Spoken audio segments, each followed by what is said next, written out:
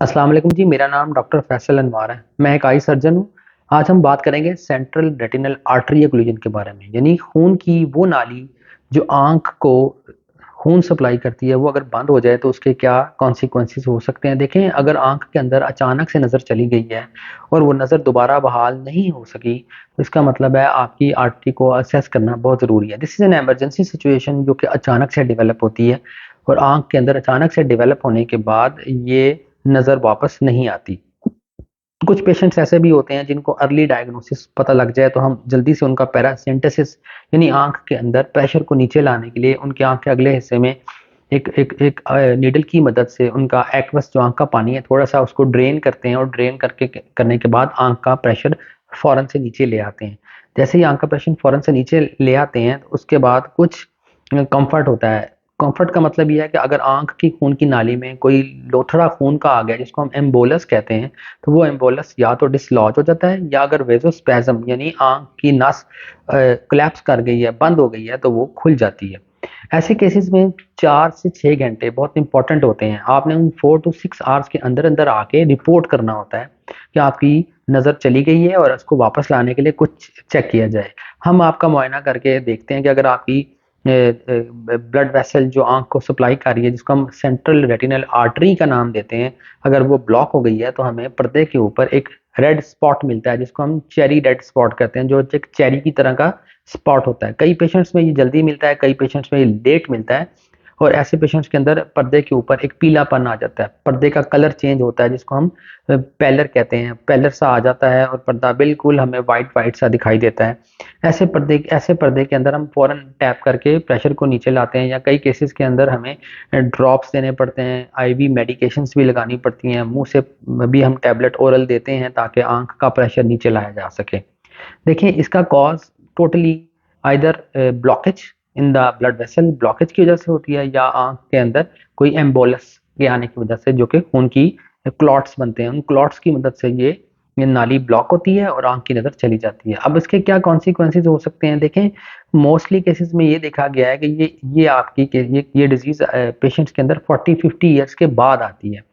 इसका मतलब ये होता है कि आप अगर हेल्दी लाइफस्टाइल मेंटेन नहीं कर रहे हैं, आपको डायबिटीज़ है, आपको हाइपरटेंशन है, तो ऐसे केसेस के अंदर जिनमें टेंडेंसी होती है क्लॉट्स के बनने की, उनमें ये क्लॉट्स इन आर्टरीज में आके डिसलॉज हो जाते हैं। यही आर्टरी क्यों डिसलॉज होती है? देखिए, ये एक एंड आर्टरी है। एंड आर्टरी का मतलब है कि जब जिस्म की सारी सर्कुलेशन में होता हुआ वो क्लॉट आएगा आंख के पास, तो उसके आगे there is no passage, that is the end point. End point में आके वो जो छोटी सबसे छोटी थिन वेसल होगी उसको ब्लॉक करेगा, जो कि सेंट्रल रेटिनल आर्टरी कहलाती है। हम ऐसे केसेस के अंदर मोस्टली ये करते हैं कि आप पेशेंट को कुछ रेमेडीज देते हैं, इसमें ब्लड थिनर्स हमें पेशेंट को लगवाने पड़ते हैं, खून पतला करने वाली मेडिकेशंस हेपरिन की फॉर्म में, सबकुटेनियस की फॉर्म में। ये आपका डॉक्टर डिसाइड करता है कि आपकी आंख में कौन सी मेडिसिन लगेगी, आपकी टैप कब होगा, आपकी आईवी मेडिकेशन सबकुटेनियस मेडिकेशंस देनी है, या आपकी ओरल मेडिकेशंस जो देनी है वो उसकी मदद से आपकी एड केस को ट्रीट करना है।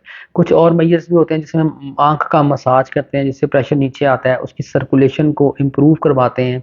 फिर एक बैग होता है जिसमें हम ऑक्सीजन एंड कार्बन डाइऑक्साइड का मिक्सचर इनहेल एंड एक्सहेल करवाते हैं, उससे भी काफ़ी ज़्यादा हमें फ़ायदा होता है। कुछ पेशेंट्स में जिनमें ये डिजीज़ आती है, उनमें हमने कुछ इंपॉर्टेंट पॉइंट्स को रूल आउट करना है, हमने उनकी बॉडी का वर्कअप कराना है, हमने देखना है क्या ये इम्बोलस, क्या ये क्लॉट सिर्फ आंख की हद तक था या बॉडी के किसी और पार्ट में भी जा सकता है, क्या ये क्लॉट अभी भी मौजूद है या ये अब डिसॉल्व हो चुका है या ख़त्म हो चुका है। ऐसे केसेस के अंदर जिनमें ये फिनोमेना आ जाता है, तो हमें इसका मुकम्मल या टोटल वर्कअप करवाना बहुत ज़रूरी होता है। उसमें हम डॉपलर कुछ पेशेंट्स का करवाते हैं, हम कैरोटिड आर्टरी जो जा रही है, जो मेजर वेसल है, हम उसके अंदर उसकी देखते हैं, उसकी उसकी ल्यूमन की साइज़ कितनी है। हम बाकी कार्डिक टिश्यूज़ कार्डिक टेस्ट्स करवाते हैं, इकोकार्डियोग्राफी करवाते हैं, क्या क्या क्लॉट कार्डिक इशू की वजह से तो नहीं डेवलप हुआ। और बाकी मेजर्स में हम डायबिटीज़, उसके अलावा ब्लड के बेसलाइन टेस्ट करवाते हैं, और जिसकी बाद हमें पता लगता है कि ये डिजीज़ क्यों डेवलप हुई थी। काफ़ी केसेस में 60-70% केसेस में कॉज अनआइडेंटिफाइड होता है, उसमें हमें पता नहीं लग पाता कि ये क्यों हुआ था, लेकिन mostly cases these are in the old age, जिसमें जाके क्लॉट बनने की टेंडेंसी डेवलप होती है।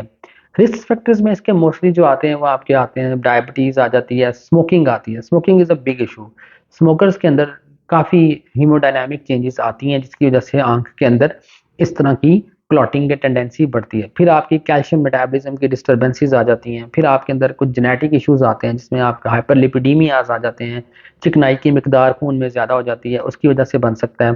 तो कुछ ऐसे पेशेंट्स होते हैं जिनमें फेमिलियल इश्यूज होते हैं, फेमिलियल डिजीजेज होती हैं, उन केसेस के अंदर भी आर्टरी के बंद होने के चांसेस रहते हैं। अब कुछ पेशेंट्स मोस्टली ये क्वेश्चन पूछते हैं कि आपकी नज़र आएगी वापस के नहीं आएगी। देखें, इट्स स्लो प्रोसेस।